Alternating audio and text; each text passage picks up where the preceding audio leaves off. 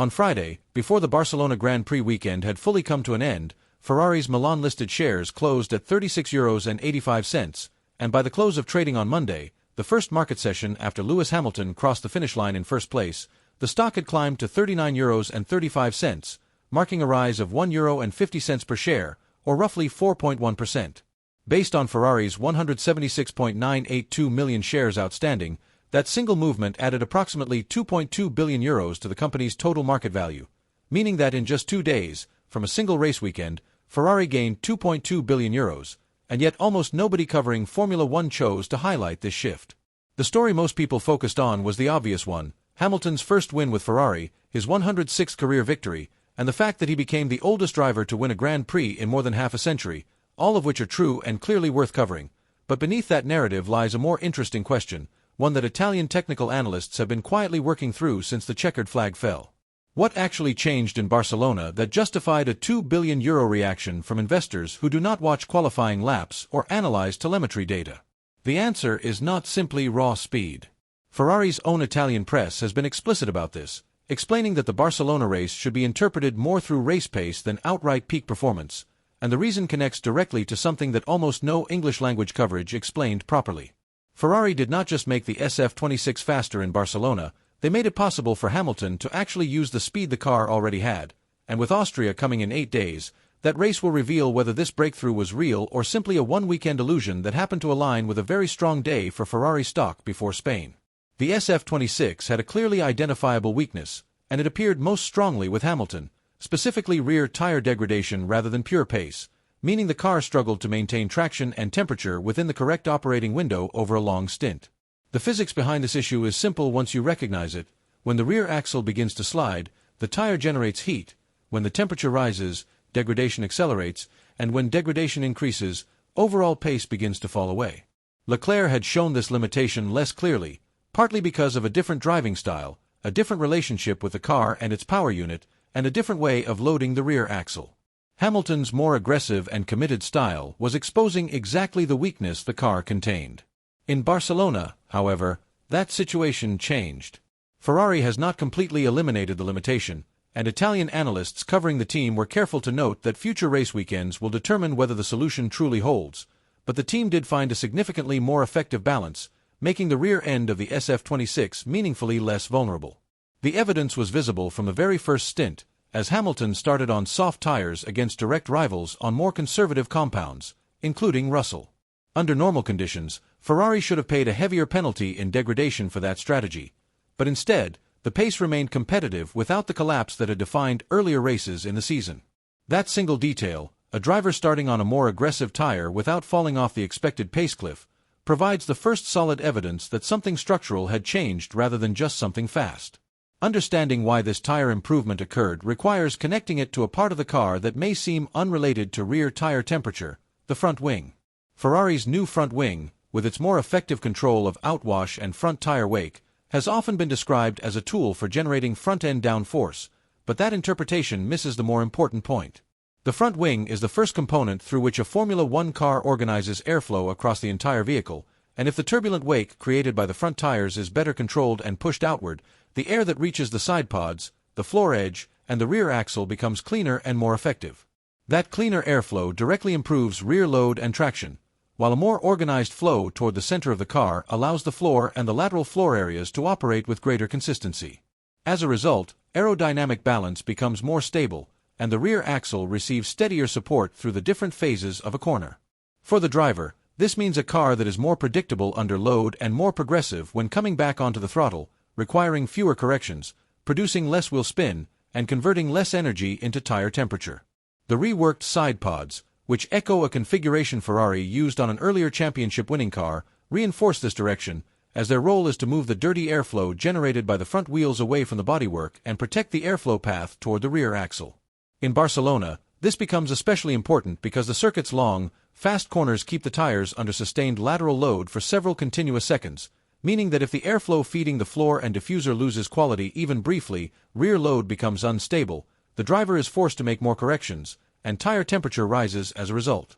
Long, fast corners keep the tires under sustained lateral load for several continuous seconds, and if the airflow feeding the floor and diffuser loses quality even for a brief moment, the rear load becomes unstable, the driver is forced into more corrections, and tire temperature rises as a result. None of these elements, the front wing, the side pods, or the floorwork near the rear wheels, would be decisive on their own, but together they form a connected chain that begins at the front tire and ends with rear tire temperature management. Add to this the new wheel rims introduced for the first time in Spain, specifically designed to improve thermal control, and Ferrari effectively worked both sides of the same problem at once, reducing the heat generated through sliding while also improving the car's ability to dissipate the heat that inevitably builds up. The on-track evidence for this improvement in the tire window is detailed enough to measure, as Hamilton's late race pace advantage came in part from fresher tires, with degradation calculated at more than 1/10 of a second per lap.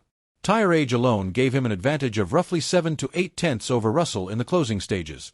But the key technical point emphasized by Italian analysts is not simply that this advantage existed, it is that Ferrari finally allowed Hamilton to use it cleanly. A fresh tire that is pushed outside its optimal operating window quickly loses its advantage, overheating, sliding, and triggering the same degradation spiral that defined Ferrari's earlier 2026 races. But in Barcelona, the updated SF26 gave the 7-time champion a cleaner and more stable platform to deploy that advantage without losing performance to instability. That is the difference between an upgrade that only appears in a single fast lap and one that compounds its benefit across an entire stint, race after race. Estimates place the overall gain from the Barcelona package at around 0.3 of a second on average, a figure that does not need to appear entirely in top speed or a single qualifying lap, although Ferrari did show a clear step forward in those areas as well. The real value lies in how much the upgrade expands the car's usable performance window, making the tires less vulnerable and allowing the driver to repeat strong performances without relying on overly cautious or conservative driving. That is exactly the kind of structural, repeatable improvement that translates into consistent results rather than a single fortunate weekend, and it is also, not coincidentally, the kind of signal that can move a stock price by €2 billion rather than just a fraction of a percent. Markets do not react strongly to a single win influenced by safety cars or luck. They react to clear evidence that a company has solved a structural problem. The reaction to Barcelona did not end with the immediate €2.2 billion increase in Milan. As in the days following Hamilton's victory, Morgan Stanley upgraded Ferrari's stock rating from equal weight to overweight, raising its price target from $388 to $438. The reasoning behind that upgrade was clear. Concerns about Ferrari's brand risk and recent product launches were considered overstated, and the pullback in shares was viewed as a buying opportunity. This assessment came from a financial institution completely independent of Formula One, analyzing Ferrari's core business and concluding that the company was undervalued relative to where it should be trading. While the timing, arriving alongside Hamilton's victory, is unlikely to be purely coincidental, the upgrade itself is based on broader fundamentals than a single race result, making it a more durable signal than the immediate post-race share price movement. Investors are not betting on one Sunday in Spain, they are betting that Ferrari's return to championship relevance, after a difficult start to Hamilton's time with the team, will translate into sustained brand value, increased merchandise demand, and the kind of motorsport prestige that underpins Ferrari's entire luxury business model. That expectation will be tested directly in Austria, where the Red Bull Ring presents a very different circuit profile from Barcelona, shorter, more compact, with a higher proportion of traction-limited corners and significantly less time spent under sustained high lateral load. If Ferrari's tire window breakthrough is a genuine structural fix rather than a result specific to Barcelona's unique demands, it should appear again at Spielberg on a layout that challenges the car in different ways. Alongside the aerodynamic improvements, Ferrari is also bringing a modest but technically meaningful engine update to Austria, in the region of 5 horsepower from the latest power unit specification combined with a revised Shell fuel formulation. Italian sources are careful to frame this correctly. It is not a revolutionary step and will not transform lap time on its own, but after stabilizing the platform and protecting the rear axle, it represents Ferrari beginning to address the power side of the equation, another weakness that contributed to the SF26's difficult start to the 2026 season. The broader picture remains clear: €2 billion in Milan, further gains across global trading sessions, and a Morgan Stanley upgrade based on fundamentals rather than a single result. None of this happened because Hamilton delivered one fast lap, it happened because Ferrari addressed a structural limitation. Specifically, the gap between how fast the SF26 could go and how long it could sustain that pace before tire degradation erased the advantage. Front wing outwash control, reworked side pods protecting airflow to the rear axle, and new wheel rims improving thermal management are 3 separate engineering decisions that only matter when functioning as a connected system, and that system finally allowed Hamilton to use the performance his car already possessed instead of managing tires that could not withstand his driving style.